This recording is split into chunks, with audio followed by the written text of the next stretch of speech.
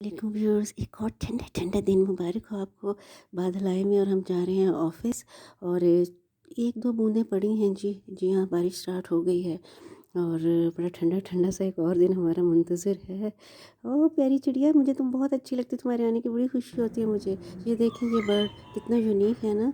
Winter vibes के नाम से मैंने एक प्रीवियस वीडियो बनाई थी, उसमें इस बर्ड को मैंने दिखाया था काफ़ी क्लोज। उस दिन ये अपने बेबी के साथ आया था, मुझे याद है। वो बेबी कहाँ है तुम्हारा आज? हैं, बहुत ही मेलोडियस आवाज़ है इसकी, बहुत ही प्यारी। ये मार्गला हिल्स के जंगलात में होता है। जी हाँ। और देखिए, ये हमने आज बनाए हैं पालक के पकोड़े। मेरा ऑफिस में पकोड़े खाने का बड़ा दिल कर रहा था, और ये पालक के कोटिंग वाले पकोड़े बड़े करारे बनते हैं। और ये है गोभी के पकोड़े, और साथ में बना रही हूँ अदरक वाली चाय। भाई मौसम बड़ा पकौड़ाना जो हो रहा था। और इस चाय को पीने से ना आपको ठंड नहीं लगती, और अगर लग गई हो ना तो ठीक हो जाती है। ये है शक्कर, इसमें हम शक्कर डालेंगे। सौंफ मैं इसमें डाल चुकी हूँ, वो क्लिप मैं नहीं बना सकी।